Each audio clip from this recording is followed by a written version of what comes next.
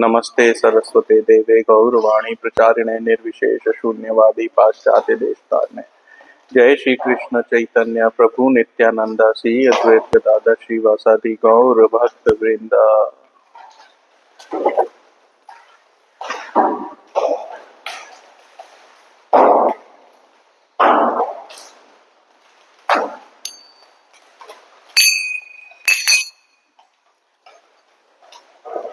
जय राधा माधव जय कुंज बिहारी।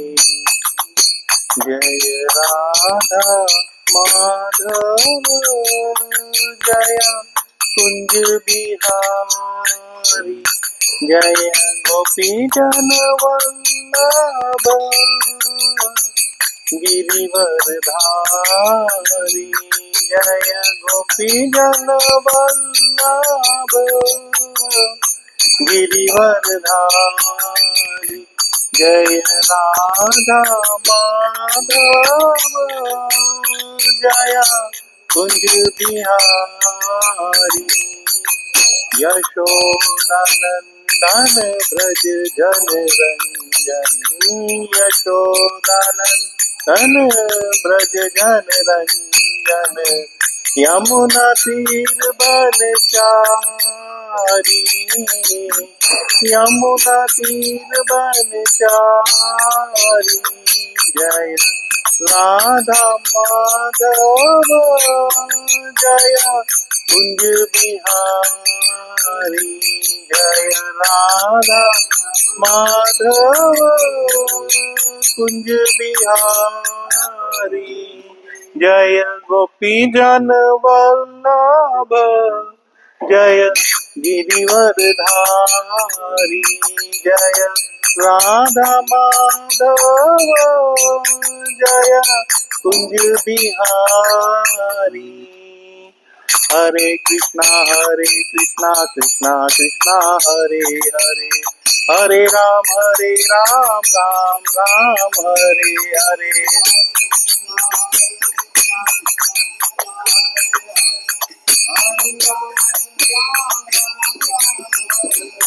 हरे कृष्णा कृष्णा कृष्णा हरे हरे। हरे राम राम राम हरे हरे।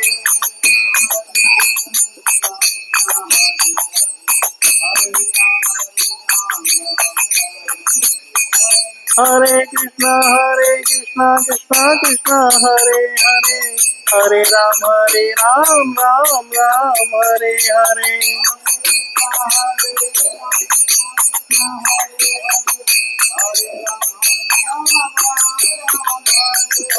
हरे कृष्णा कृष्णा कृष्णा हरे हरे।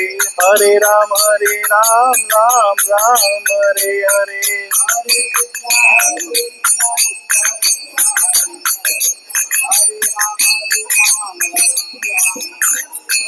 जय राधा गोपीनाथ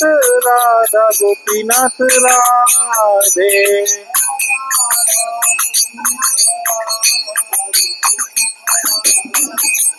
जय जगन्नाथ बलदेवा जय सुभद्रमा।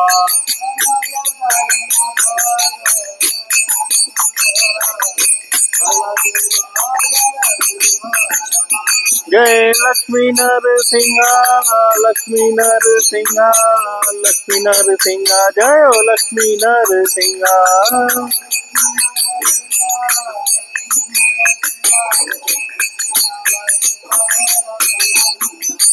जय भक्त प्रहलाद जय भक्त प्रहलाद।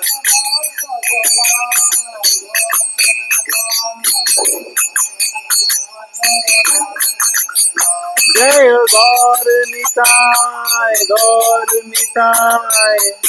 निताय जय गौर निताय।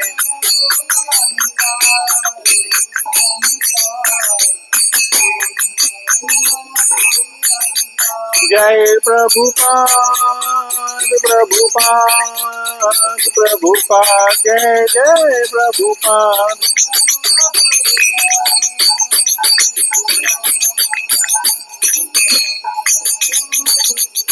जय जय गुरुदेव गुरुदेव गुरुदेव जय जय गुरुदेव।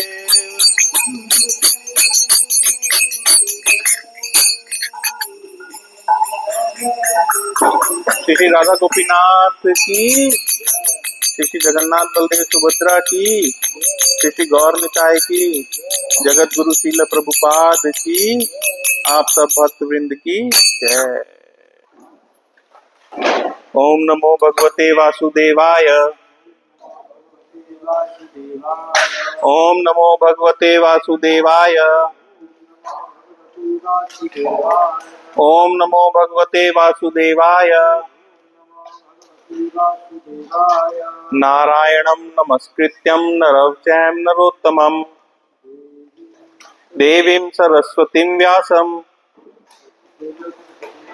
ततो जयमुदीरयेत। शृणावता स्वकथा कृष्ण पुण्य श्रवण कीर्तनः हित्यन्तेषु हिद्रभद्राणि विद्युनोति सहस्तताम्। नष्टप्रायेषु भद्रेषु नित्यं भागवत सेवया भगवत उत्तम श्लोके भक्तिर्भवति नैष्ठिकी। कृष्णाय वासुदेवाय देवकी नंदनाय च नंद गोप कुमाराय गोविंदाय नमो नमः। हरे कृष्णा। तो आज हम लोग 3.1.24, 25, 26 तीनों देखने की कोशिश करेंगे और जितना समय में उसको करते हैं। तो 24 को श्लोक है, तत्सवृत्तिवर्ज्य सुराष्ट्रमृद्धम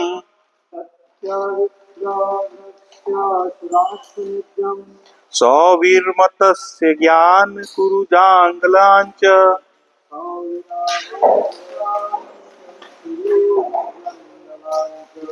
कालेन ताव धनुनानुमपेत्य तत्रोध्वं भागवतं दर्शदश।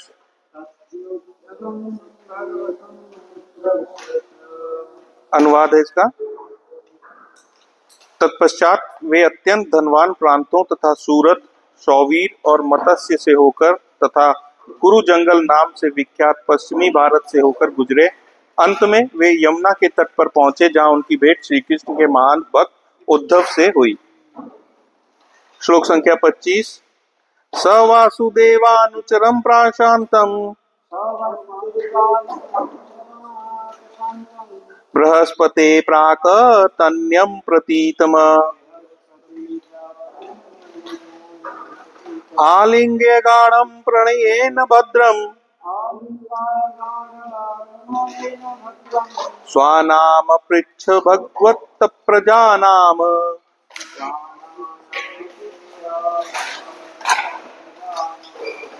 अनुवाद। तत्पश्चात अत्यधिक प्रेम तथा अनुभूति के कारण विदुर ने भगवान श्री कृष्ण के नित्य संगी तथा बृहस्पति के पूर्व महान शिष्य उद्धव का आलिंगन किया। तत्पश्चात विदुर ने भगवान श्री कृष्ण के परिवार का समाचार पूछा। आज का श्लोक 3.1.26 और इस श्लोक को 3 बार मेरे संग दोहराने की कोशिश करेंगे। कच्चित् पुराणो पुरुषो स्वनाभ्य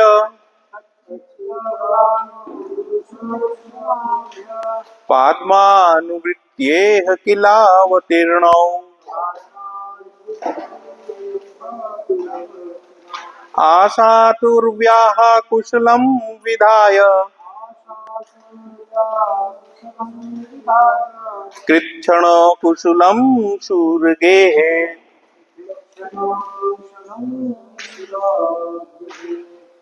कच्चित् पुराणो पुरुषो स्वनाभ्य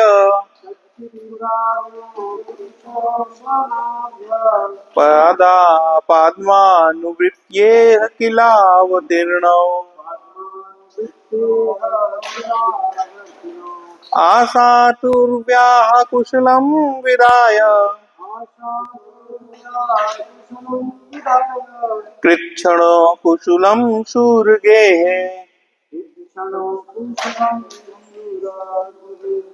कच्चित् पुराणो पुरुषो स्वनाभ्य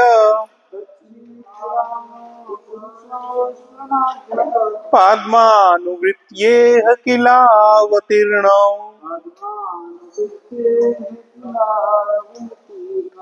आसात उर्व्याः कुशलं विधाय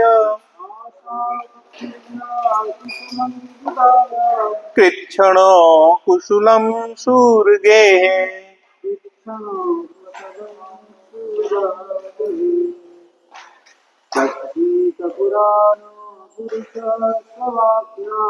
कच्चित् पुराणो पुरुषो स्वनाभ्य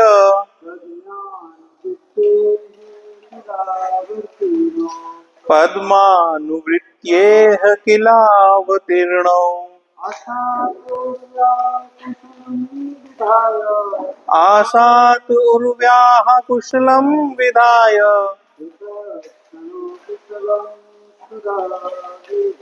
कृच्छ्नो कुशलं शूरगेः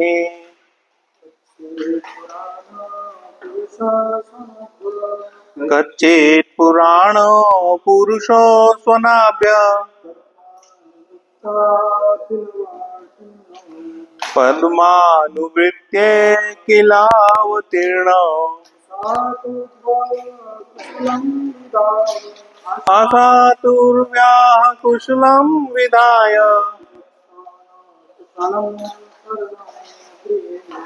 कृच्छ्नो कुशलं शूरगेः। अन्वय, अनुवाद एवं तात्पर्य। श्री श्रीमद् कृष्ण कृपा मूर्ति अभय चरणारविंद भक्ति वेदांत स्वामी महाराज शीला प्रभुपाद के द्वारा। शीला प्रभुपाद की जय। अन्वय देखते हैं इसका। कच्चित क्या, पुराणों आदि, पुरुषौ दो भगवान, कृष्ण तथा श्री बलराम, स्वनाभ्य ब्रह्मा, पाद्म अनुवृत्त्या कमल से उत्पन्न होने वाले के अनुरोध पर, इह यहाँ किल निश्चय ही अवतीर्णो अवतरित आसाते हैं उर्व्याः जगत में कुशलम कुशल क्षेम विधाय ऐसा करने हेतु कृच्छ्नो हर एक की संपन्नता के उन्नायक कुशलम सर्वमंगल शूरगेः सूरसेन के घर में।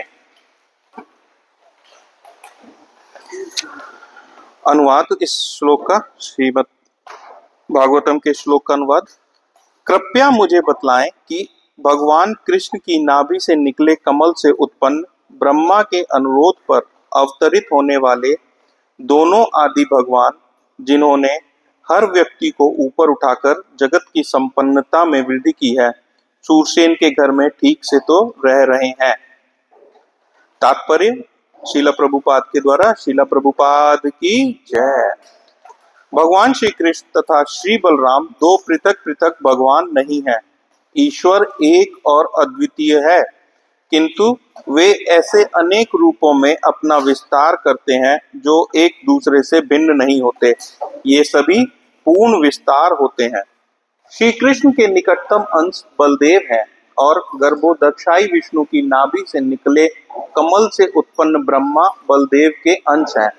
यह सूचित करता है कि भगवान श्री कृष्ण तथा बलदेव पर ब्रह्मांड के विधि विधान लागू नहीं होते, उल्टे सारा ब्रह्मांड उनके अधीन है।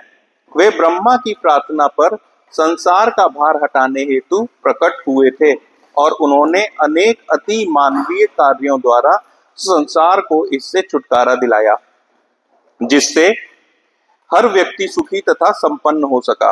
भगवत कृपा के बिना कोई व्यक्ति सुखी तथा संपन्न नहीं हो सकता, क्योंकि श्री भगवान के भक्तों के परिवार का श्री भगवान के सुख पर निर्भर करता है। अतएव विदुर ने सबसे पहले श्री भगवान की कुशल क्षेम पूछी।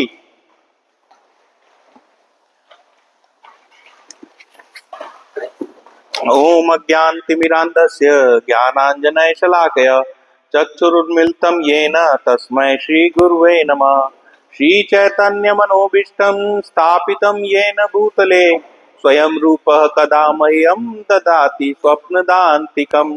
वन्देऽहं श्रीगुरु श्रीयुतपदकमलं श्रीगुरु वैष्णवांच श्रीरूपं साग्रजातं सगण रघुनाथान्वितं संजीवम् सावधूतं सावधूतं परिजन संगितं कृष्ण चैतन्य देवं श्री राधा कृष्ण पादान सगण ललिता श्री विशाखावितांश। हे कृष्णा करुणा सिंधु दीन बंधु जगतपते गोपेश गोपीकांत राधा कांत नमस्तुते। तप्त कांचन गौरांगी राधे वृंदावनेश्वरी वृषभानुसुते देवी प्रणमामि हरिप्रिये। वाञ्छाकल्पतरुभ्यश्च कृपा सिन्धु एव च पतितानां पावनेभ्यो वैष्णवेभ्यो नमो नमः। जय श्री कृष्ण चैतन्य प्रभु नित्यानंद श्री अद्वैत गदाधर श्रीवासादि गौर। हरे कृष्णा कृष्णा कृष्णा हरे हरे, हरे राम राम राम हरे हरे।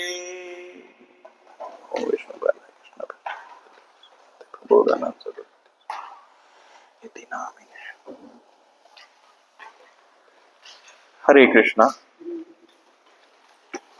तो प्रभु जी आज पढ़ते पढ़ते हम स्कंद तीसरे के अध्याय के श्लोक 26 तक आ गए। 24वें में हमने देखा कि विदुर महाराज घूमते घूमते विचरण करते करते अनेक धनवान प्रांतों जैसे सूरत, उस समय भी सूरत जो था वो धनवान प्रांतों में आया करता था, महाजन लोग रहा करते थे। सौवीर और मत्स्य से होकर कुरु जांगल नाम से विख्यात पश्चिम भारत से होकर गुजर रहे थे। तो वहां पे यमुना के तट पे उनको कौन मिला? उद्धव जी। उनकी किससे मुलाकात हुई? उद्धव जी से मुलाकात हुई। अब उद्धव जी से जब मुलाकात हुई तो अत्यधिक प्रेम तथा अनुभूति के कारण विदुर ने भगवान श्री कृष्ण के नित्य संगी तथा बृहस्पति के पूर्व महान शिष्य उद्धव का आलिंगन किया। उद्धव से मिले, उद्धव से मिलकर उनको इतना प्यार आया, इतना प्रेम उनके मन में आया कि उन्होंने उसको आलिंगन किया। तत्पश्चात विदुर ने भगवान श्री कृष्ण के परिवार का समाचार पूछा। अब दो लोग कई दिन बाद अगर मिले और दोनों का एक कॉमन हो जिसको वो प्यार करते हैं, तो वो मिलते ही सबसे पहला काम क्या करेंगे? गले मिलेंगे और उसी के बारे में बात करेंगे जिसको दोनों लोग अत्यधिक प्रेम करते हैं। वही मनोभाव यहाँ पे है कि विदुर भगवान ने जैसे ही उद्धव को गले लगाया तो उन्होंने उससे सबसे पहले क्या पूछा? भगवान श्री कृष्ण के कुशल क्षेम के बारे में।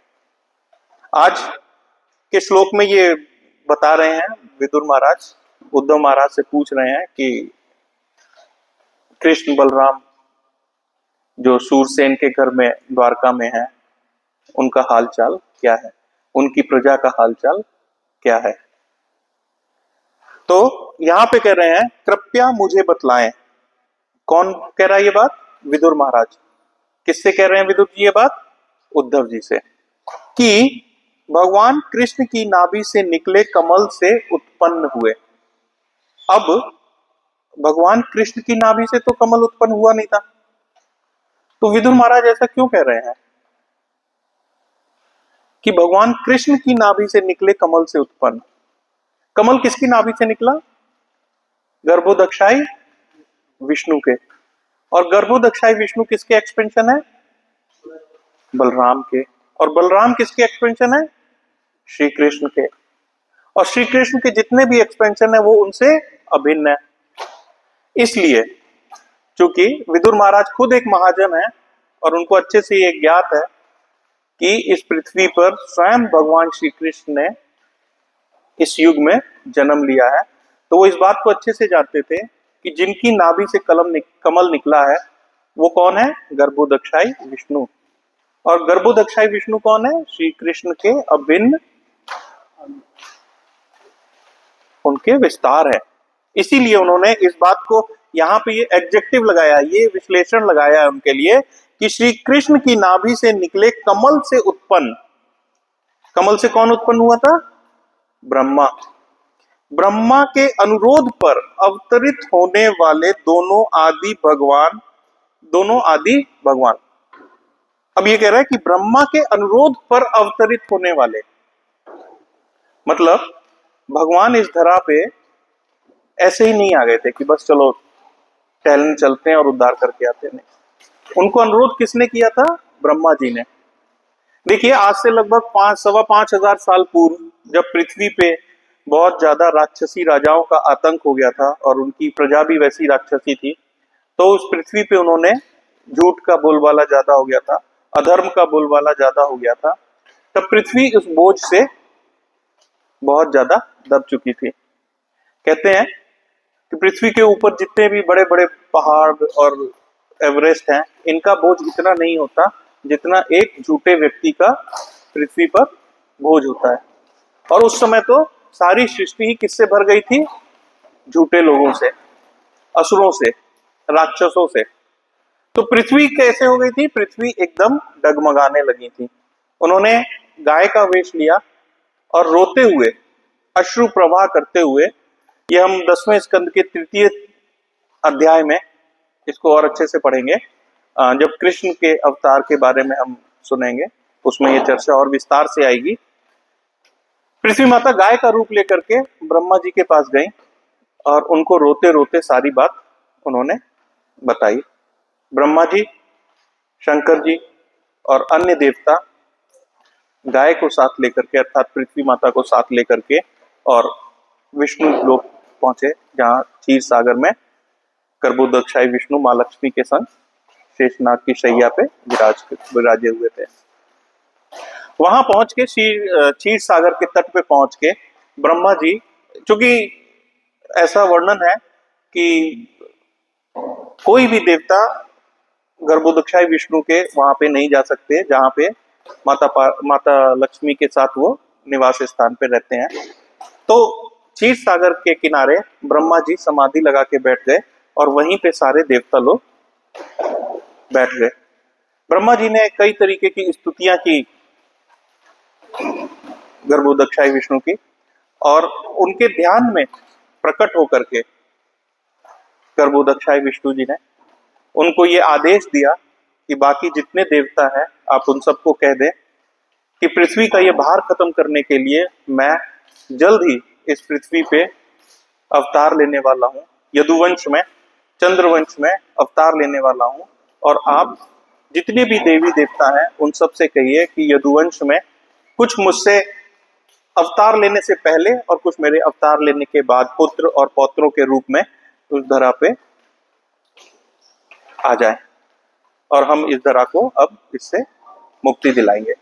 ये वचन, ये आदेश सुनने के बाद सारे देवता और पृथ्वी माता खुशी खुशी वापस आ गए और ब्रह्मा जी उस पल का इंतजार करने लगे जब कृष्ण भगवान स्वयं इस धरा पे आए। तो इसी चीज को जानते थे, इस बात को विदुर महाराज बड़े अच्छे से जानते थे। विदुर महाराज कि जो कृष्ण का अवतार इस धरा पे हुआ है वो अवतार कोई नॉर्मल अवतार नहीं था। वो क्यों हुआ अवतार? क्योंकि ब्रह्मा ने उनसे अनुरोध किया है कि आप इस धरा पे आइए। इसीलिए उन्होंने जब उद्धव जी से पूछा है तो बड़ा स्पेसिफिकली बोला है कि कृपया मुझे बतलाएं कि ब्रह्मा के अनुरोध पर ऊपर अवतरित होने वाले दोनों आदि भगवान कौन? दोनों आदि भगवान श्री कृष्ण और श्री बलराम, दोनों आदि भगवान जिन्होंने हर व्यक्ति को ऊपर उठाकर जगत की संपन्नता में वृद्धि की है। अभी जगत की संपन्नता में वृद्धि की है का क्या अर्थ हुआ? देखिए, कभी भी कोई समाज, कोई जीव कब संपन्न होता है? जब वह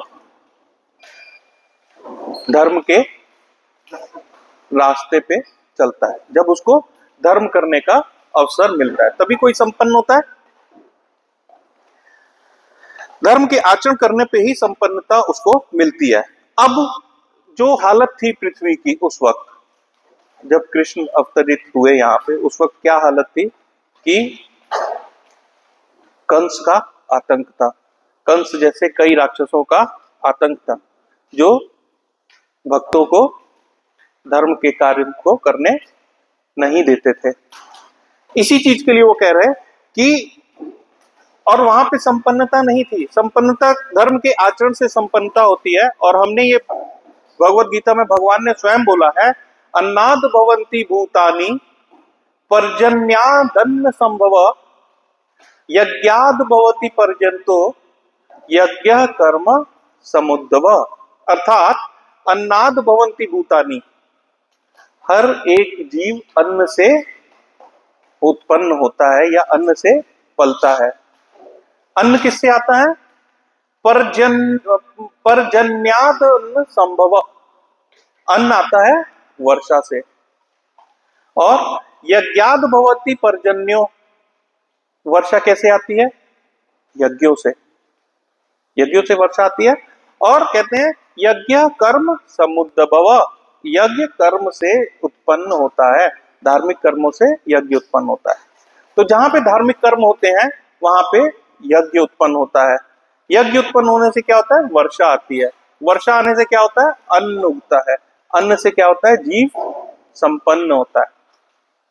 और जब धर्म ही खत्म हो गया, जब किसी को धार्मिक कार्य करने का मौका ही नहीं मिल रहा है, अवसर ही नहीं मिल रहा है, यज्ञ नहीं हो रहे हैं, तो संपन्नता तो नहीं आ सकती। तो भगवान श्री कृष्ण ने, श्री बलराम ने जब इस धरा पे आए तो उन्होंने क्या किया? सबसे पहले असुरों को मिटाया, जो धर्म के कार्य में बाधा बनते थे। उनको मिटाने से क्या हुआ? उनको हटाने से क्या हुआ कि धर्म के कार्य पुनः संपादित होने लगे, यज्ञ पुनः होने लगे और संपन्नता वापस आने लगी। और इन्होंने ये कैसे किया? वो किया युधिष्ठिर महाराज का राज्य स्थापित करके।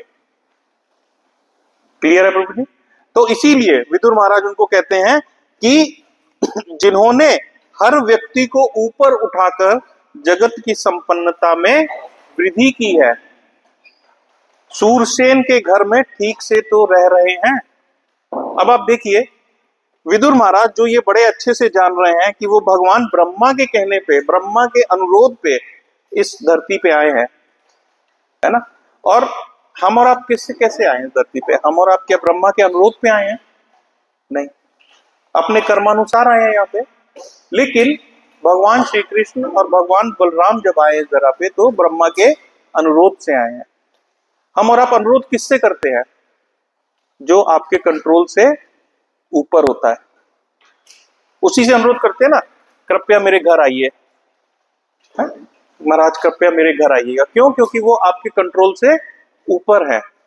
लेकिन जो आपके कंट्रोल में होता है उससे आप अनुरोध करते हैं क्या? नहीं करते हैं। जैसे कभी आपने सुना क्या कि कोई पुलिस वाले ने किसी चोर या क्रिमिनल से कहा है कि कृपया आप जेल चलिए? ऐसा होता है क्या? पुलिस वाला कभी अनुरोध करता है किसी क्रिमिनल से कि साहब कृपया आप जेल चले चलिए? नहीं होता। वो उसको गिरफ्तार करके ले जाता है। कभी सुना यमदूतों ने किसी से कहा कृपया करके चलिए अब इस धरा से आप, यमलोक चलना है? नहीं, वो क्या करता है? गिरफ्तार करके ले जाता है। लेकिन जो आपके कंट्रोल में नहीं है, जो आपके कंट्रोल से ऊपर है, उससे आप अनुरोध करते हैं। तो यहां तो ये एक बड़ा क्लियर हो गया कि ब्रह्मा जी के कंट्रोल में भगवान नहीं होते, बल्कि ब्रह्मा जी भगवान के कंट्रोल में है। इसी बात को बहुत अच्छे से जानते थे विदुर महाराज। आप भाव देखिए विदुर महाराज का, इस बात को भी जानते थे कि भगवान परम नियंता है। उनको ये बहुत अच्छे से पता था, ईश्वर परम कृष्णा सच्चिदानंद विग्रह, अनादि आदि गोविंदा सर्व कारण कारणम। ये जानते थे, लेकिन फिर भी प्रेम में इतने ज्यादा वशीभूत थे कि उद्धव जी को देखते ही उन्होंने क्या पूछा कि हे उद्धव, ये बताओ कृष्ण और बलराम सूरसेन के घर में ठीक तो है ना? अर्थात ठीक हैं या खुश हैं या दुखी हैं? यही सवाल हुआ ना, कि ये बताओ ये खुश हैं या दुखी हैं। अब आप सोच के देखिए, अगर मैं आपसे कहूं कि सूर्य में ताप है क्या, तो इस सवाल का कोई औचित्य है? आप में से कोई भी सूर्य के अंदर क्या अंधकार की परिकल्पना कर सकता है? नहीं कर सकता ना। वैसे ही भगवान है। क्या कोई भी इंसान या जीव जो ये जानता है कि भगवान कृष्ण परम नियंता है, वो ये कल्पना कर सकता है क्या कि कृष्ण कभी दुख में होंगे? लेकिन फिर भी प्रेमवश, प्रेम में इतने ज्यादा, वात्सल्य में इतने ज्यादा डूबे हुए हैं कि वो ये भूल गए थे उस क्षण में कि भगवान स्वयं कृष्ण है।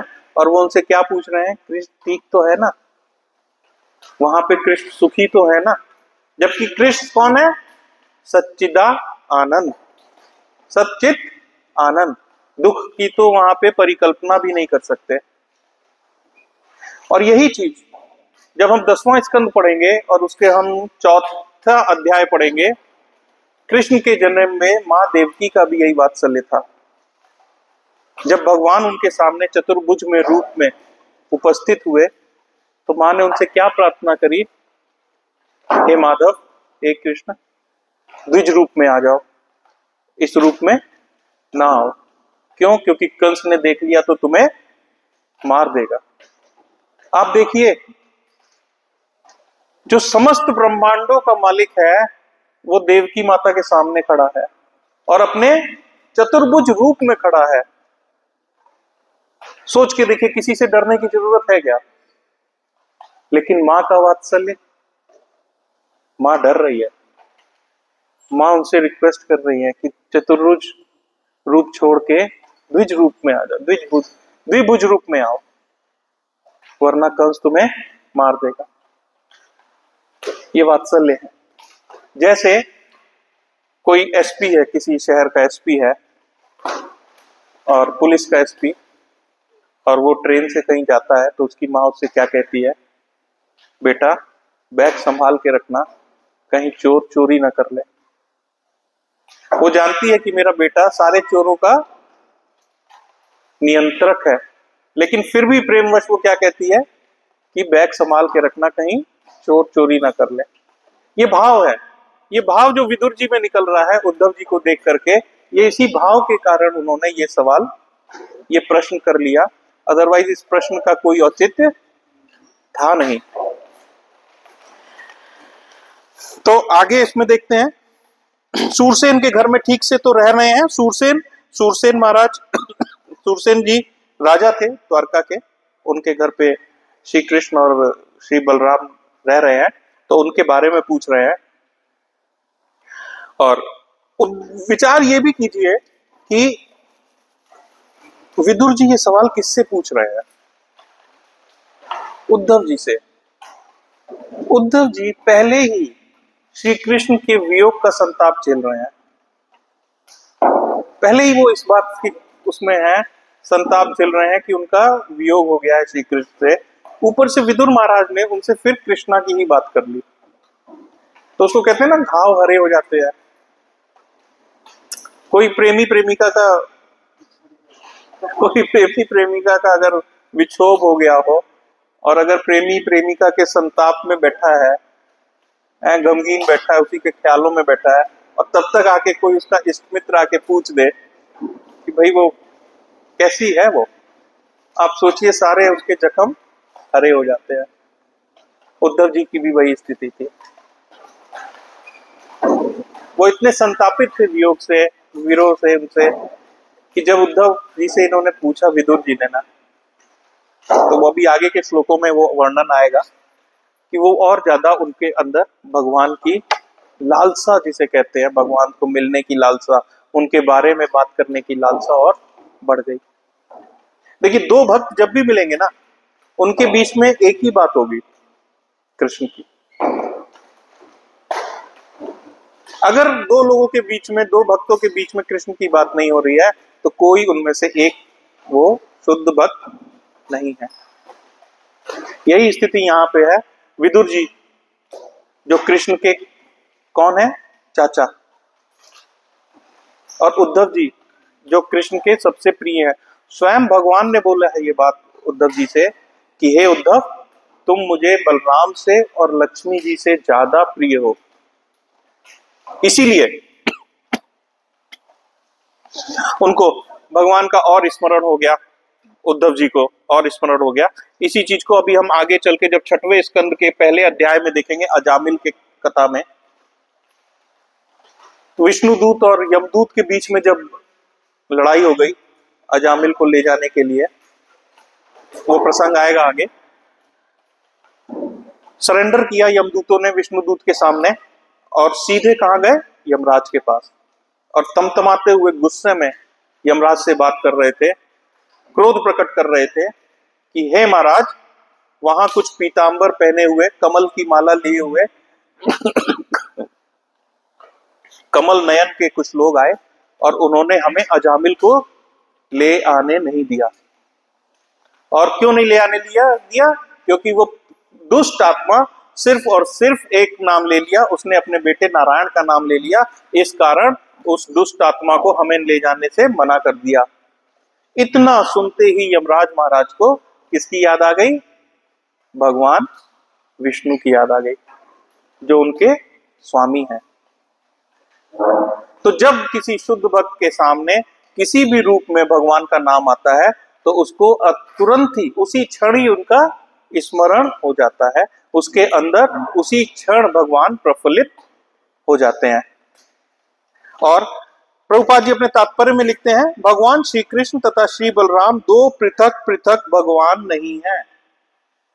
ये दोनों पृथक पृथक नहीं है। श्री कृष्ण और श्री बलदेव कैसे हैं? वो दोनों एक दूसरे के एक्सपेंशन है। एक्सपेंशन कैसे हैं? कृष्ण का एक्सपेंशन कौन है? बलराम जी, जो उनके पूर्ण रूप है, प्रथम पूर्ण रूप है। बलराम जी से 4 एक्सपेंशन होता है, संकर्षण, बलदेव, वासुदेव और प्रद्युमन और अनिरुद्ध। इनसे फिर संकर्षण से आते हैं नारायण, नारायण से फिर आते हैं संकर्षण, वासुदेव, प्रद्युमन, अनिरुद्ध, जिनको कहते हैं चतुर्भुज अवतार। इन चतुर्भुज अवतार में फिर संकर्षण से आते हैं महाविष्णु, गर्भोदक्षाई विष्णु और क्षीरोदक्षाई विष्णु। महाविष्णु जो पूरे समस्त ब्रह्मांडों के मालिक है, और हर ब्रह्मांड के, जो हर एक ब्रह्मांड के अपने जो मालिक हैं वो हैं क्षीरोदक्षाई विष्णु, और जो हर परमात्मा रूप में हमारे अंदर है वो बैठे हैं क्षीरोदक्षाई विष्णु। ये एक्सपेंशन है। प्रभुपाद जी इसी चीज को यहाँ समझा रहे हैं कि भगवान श्री कृष्ण तथा श्री बलराम दो पृथक पृथक भगवान नहीं है। ईश्वर एक और अद्वितीय है, भगवान एक ही है और दो नहीं है, किंतु वे ऐसे अनेक रूप में अपना विस्तार करते हैं जो एक दूसरे से भिन्न नहीं होते। जय जय राधा गोपीनाथ की।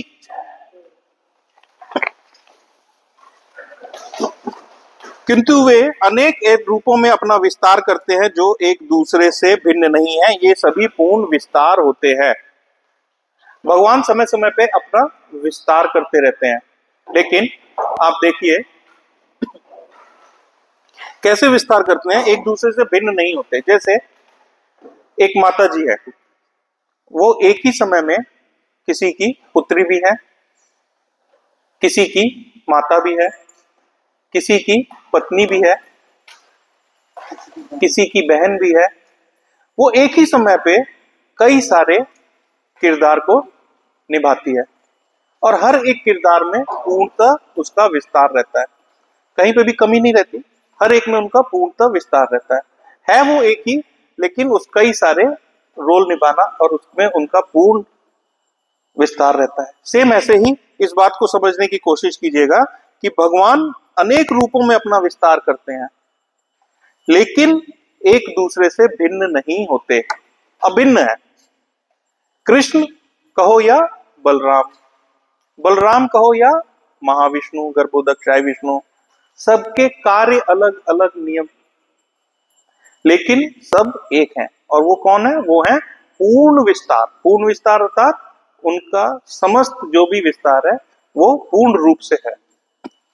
श्री कृष्ण आगे कहते हैं प्रभुपाद जी, श्री कृष्ण के निकटतम अंश बलदेव हैं और गर्भोदक्षाय विष्णु की नाभि से निकले कमल से उत्पन्न ब्रह्मा बलदेव के अंश हैं, और ये दोनों आदि भगवान हैं। देखिए इस बात को समझिएगा। भगवान के, अभी हमने एक्सपेंशन की बात की, कृष्ण का पहला जो पूर्ण रूप एक्सपेंशन है वो कौन है? बलराम जी। और ये दोनों निकटतम अंश हैं। गर्भोदक्षाय विष्णु की नाभि से निकले कमल से उत्पन्न ब्रह्मा बलदेव के अंश हैं। बलदेव जी का संकर्षण का एक्सपेंशन हुआ चतुर्भुज रूप वाले, तो महाविष्णु, गर्भोदक्षाय विष्णु, शिरोक्षाय विष्णु। गर्भोदक्षाय विष्णु के नाभि से कमल निकला और कमल से ब्रह्मा निकले। तो ये हम बहुत अच्छे से समझ सकते हैं कि कौन किसका पिता और कौन किसका बेटा है। तो ब्रह्मा जी किसकी उत्पत्ति है? ब्रह्मा जी बलराम जी की ही एक उत्पत्ति है। इसीलिए विदुर महाराज ने ये ब्रह्मा जी के लिए एडजेक्टिव लगाया था कि श्री कृष्ण की नाभि से निकले हुए कमल पर उत्पन्न हुए ब्रह्मा। आप समझ रहे हैं? और कह रहे हैं ये दोनों आदि भगवान हैं। आदि भगवान का क्या अर्थ हुआ? कि इनके परे कोई नहीं है। श्री कृष्ण से ऊपर आप जाएंगे तो कोई है ही नहीं, ये आदि भगवान है। और इनको क्या कहते हैं? आदि सेव्य भगवान। और जो बलराम जी है, जो उनका पहला एक्सपेंशन है, पूर्ण रूप एक्सपेंशन है, वो कौन है? आदि सेव्या भगवान। अर्थात जब भी भगवान का एक्सपेंशन होता है तो जो उनका फर्स्ट एक्सपेंशन होता है उसके अंदर ये भाव होता है कि मैं जिससे अवतरित हुआ हूं, मेरा जो अवतारी है, मैं उसका सेवक हूं। इस हिसाब से बलराम जी सबसे पहले सेवक हुए श्री कृष्ण जी के, इसीलिए उन्हें कहा गया आदि भगवान। किस भाव से? आदि सेव्या भगवान, आदि सेवक भगवान के नाम से बलराम जी को जानते हैं। और श्री कृष्ण कौन है? आदि सेव्या भगवान। इसी बात को यहाँ पे प्रभुपाद जी भी बड़ी अच्छे से लिखा है कि इसे उत्पन्न ब्रह्मा बलदेव के अंश हैं। इसमें तो कोई दो राय नहीं। यह सूचित करता है कि भगवान श्री कृष्ण तथा बलदेव पर ब्रह्मांड के विधि विधान लागू नहीं होते, उल्टे सारा ब्रह्मांड उनके अधीन होता है। देखिए, जब ब्रह्मा जी बलराम जी के एक्सपेंशन है, और बलराम जी किसके एक्सपेंशन है? कृष्ण के एक्सपेंशन है। और हम ये समझ गए हैं कि कौन किसका पिता है, कौन किसका बेटा है। तो जो ब्रह्मा जी के विधि विधान है, विधि मतलब ब्रह्मा जी, विधान मतलब उनका किया हुआ। तो हम और आप जब इस शरीर में आते हैं तो हम आते हैं कर्म बंधन से बंध के। हमारे पूर्व जन्म के कर्म ही हमें इस शरीर को, ब्रह्मा जी उस कर्म को देखते हुए हमें ये शरीर निर्धारित करते हैं। यानी हमारा जो जन्म होता है वो कैसे होता है? कर्म बंधन की वजह से होता है। लेकिन भगवान कृष्ण, आदि सेवक भगवान बलराम, ये किसी कर्म बंधन में बंधने की वजह से इस तरह पे नहीं आते। ये ब्रह्मा के विधि विधान से ऊपर है। क्यों? क्योंकि इन्होंने ही ब्रह्मा को उत्पन्न किया है। तो ब्रह्मा के कोई भी विधि विधान इनके ऊपर लागू नहीं होता, उल्टे इनका विधि विधान ब्रह्मा पे लागू होता है। ब्रह्म संहिता में 5.48 में बड़े अच्छे से ये वर्णन मिलेगा कि प्रत्येक ब्रह्मांड का प्रमुख देवता महाविष्णु है। उनकी एक सांस, महाविष्णु जब एक सांस छोड़ते हैं तो लाखों करोड़ों ब्रह्मांड उनके रोम छिद्रों से उत्पन्न हो जाते हैं, बाहर आ जाते हैं। और हर एक ब्रह्मांड के अंदर गर्भोदक्षाई विष्णु कमल पे ब्रह्मा जी को उत्पन्न करते हैं। अर्थात ब्रह्मा एक नहीं है, हर ब्रह्मांड के एक ब्रह्मा है। और उस ब्रह्मांड का मालिक कौन है? गर्भोदक्षाई विष्णु। और समस्त ब्रह्मांडों का मालिक कौन है? महाविष्णु। ठीक, और इसी चीज को बताते हैं कि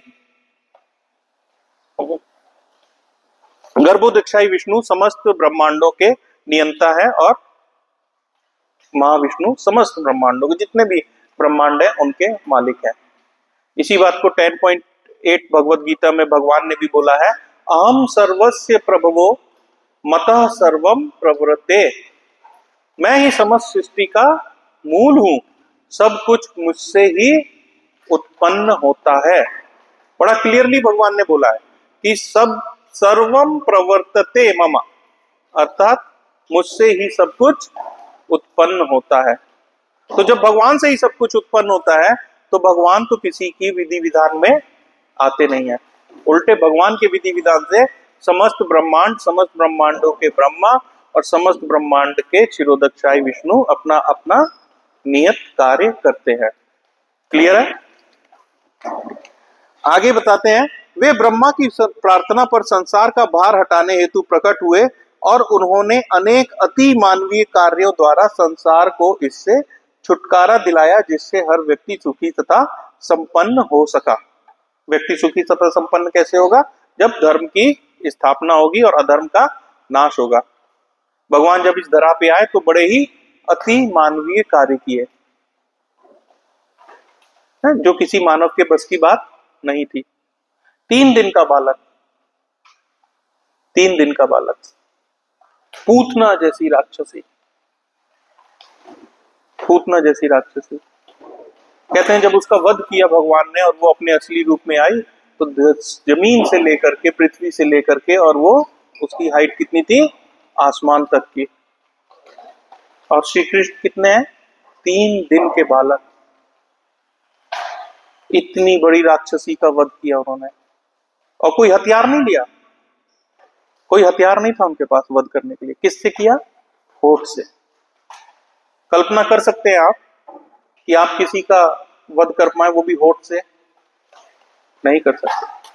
ये मानवीय कार्य है ही नहीं। शक्टासुर जैसा भयंकर राक्षस, 6 दिन, छठी का उत्सव चल रहा है भगवान का, छठी मन रही है, छकड़े में लेटे हुए है। 6 दिन के बच्चे ने शक्टासुर जैसे राक्षस का वध किया। ये सारे कार्य क्या है? मानवीय परिकल्पना से बाहर के हैं। जीव इनके बारे में सोच भी नहीं सकता।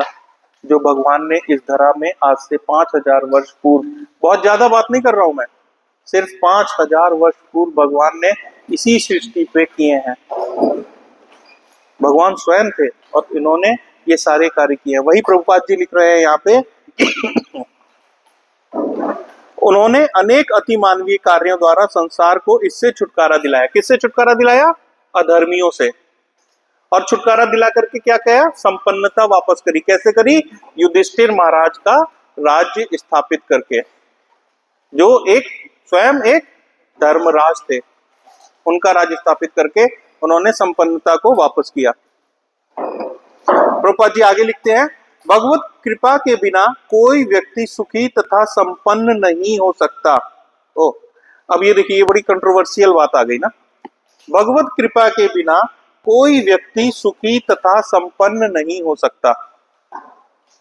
ये बात हर कोई नहीं मानता। हम आप भी बाहर देखते हैं, जितने भी अधर्मी पापी हैं, बहुत पैसा है उनके पास, खुश है कि नहीं है तो भी? और जो जितना भक्ति में करता है वो उतना अभाव में होता है। देखा है ना, लोग पूजा पाठ नहीं करते फिर भी पैसा बहुत है उनके पास, धन बहुत है। तो ये जगत की परिकल्पना है प्रभु जी, कि जगत की ये परिकल्पना है कि जिसके पास ज्यादा धन है वो ज्यादा सुखी है, जबकि ये जगत क्या है? ये है मिथ्या। यहाँ जो दिखता है वो होता नहीं है। जो जितना ज्यादा धनी है वो उतना ही ज्यादा दुखी है। सुख कभी भी धन से नहीं आता, सुख आता है संबंधों से। प्रभु जी आपके पास दुनिया का सारा दौलत आ गई, लेकिन आपका अपना कोई नहीं है, उस दौलत का क्या करिएगा? आप उस दौलत को भोग ही नहीं सकते, क्योंकि अगर आपको भोग करके, उस धन को भोग करके और अपने को सुखी करना है, तो आपको अपने संबंधी चाहिए। देखिए, हमारी जो आत्मा है उसका बेसिक नेचर क्या है? आत्मा का बेसिक नेचर क्या है? आत्मा का बेसिक नेचर है to be love and to love. उसका बेसिक नेचर है प्यार करना और प्यार पाना। अभी प्यार करना और प्यार पाने के लिए एक दूसरा आदमी चाहिए ना, कोई दूसरी आत्मा चाहिए जिसको आप प्यार कर सके और जिससे आप प्यार पा सके। ये आत्मा का बेसिक नेचर है, to be love, to love and to be love. तो सुख कब मिलेगा? सुख मिलेगा संबंध से। और हमारा संबंध किसके संग होना चाहिए? भगवान श्री कृष्ण के संग। क्यों? क्योंकि वही एक नित्य संबंध है जो कई जन्मों से हमारा उनके संग चला आ रहा है। बाकी जितने भी संबंध है प्रभु जी, कोई 1 दिन का है, कोई 5 दिन का है, कोई 5 वर्ष का है, कोई 50 वर्ष का है। ये संबंध सब यहीं पे छूट जाने हैं। महाराज कहते हैं कि हम सब लोग यहाँ पे एक कठपुतली की तरह है और अपना अपना किरदार निभा रहे हैं। जिस वक्त हमारा रोल पूरा हो जाएगा उस वक्त हमें वापस बैक स्टेज पे जाना पड़ेगा। महाराज आगे भी कहते हैं कि धन से कभी भी सुख नहीं आता। लोगों के बड़े बड़े घरों में एसी तो लगे हैं पर दिल जल रहा है, दिल उनका हर वक्त जलता रहता है। इसलिए कभी भी ऐसा विचार नहीं होना चाहिए कि धन से ही सुख मिलता है। सुख धन से नहीं मिलता है, सुख मिलता है संबंध से। और इस बात को हम जितनी जल्दी समझ लेंगे, आत्मसार कर लेंगे कि हमारा नित्य संबंध भगवान श्री कृष्ण के साथ है और मेरा संबंध उन्हीं से ही स्थापित करना है, उतनी जल्दी हमारी आत्मा भी सच्चित आनंद होती जाएगी और हम सदैव आनंद में रहेंगे, सदैव सुखी रहेंगे। कभी हमें दुख को टच नहीं कर पाएगी। क्लियर है प्रभु जी? प्रभुपाद जी आगे लिखते हैं, चूंकि भगवान के भक्तों के परिवार का सुख श्री भगवान के सुख पर निर्भर करता है, अतएव विदुर ने सबसे पहले श्री भगवान की कुशलक्षेम पूछी। देखिए, हम भक्तों की कुशलक्षेम कैसे है? जब भगवान सुखी है, या कोई भी कब कैसे है? जब इस जगत में ही देखें, जब माता पिता के पास धन का अभाव हो तो क्या उसके बालक दूध पी सकते हैं या अच्छे ढंग से पल सकते हैं? नहीं। जब माता पिता पे ही धन का अभाव है तो वो अपने बच्चे को एक अच्छा जीवन नहीं दे सकते हैं, वो अपने बच्चे को सुखी नहीं रख सकते हैं। इसी चीज को प्रभुपाद जी ने लिखा है कि भक्तों के परिवार का सुख किस पे निर्भर करता है? श्री कृष्ण के सुख पे निर्भर करता है। तो हमारा दायित्व क्या है? और श्री कृष्ण को दुख कब होता है? वो तो परम परमेश्वर है, परम परमेश्वर है। धन की देवी माता लक्ष्मी उनके चरणों में है। धन से तो आप हम उन्हें खुश कर नहीं सकते।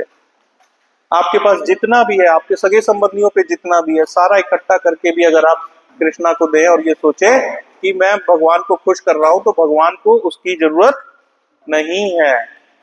उनके चरणों में किसका वास है? मां लक्ष्मी का वास है। तो हम भगवान को कैसे खुश कर सकते हैं? हम भगवान को खुश कर सकते हैं श्रवणम कीर्तनम, भगवान की भक्ति करके, भगवान की कथा सुन के, भगवान की कथा बोल के। ये हम और आप अभी क्या कर रहे हैं?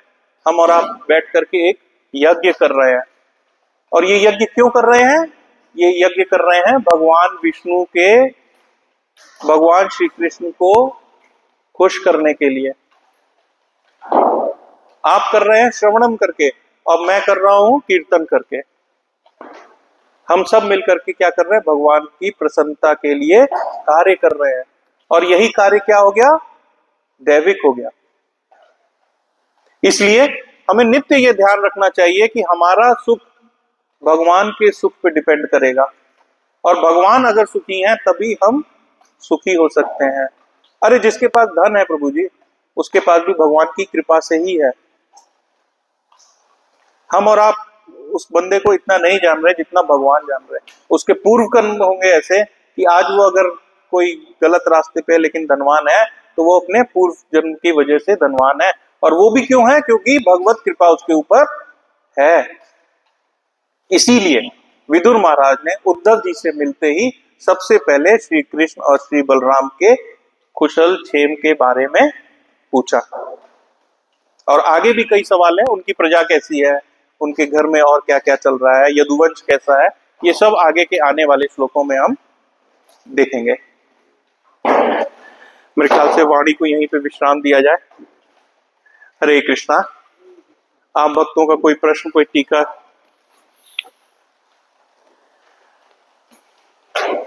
नहीं प्रभु जी, चलिए। श्रीमद् भागवत महापुराण की, अनंत कोटि वैष्णव वृंद की, शीला प्रभुपाद की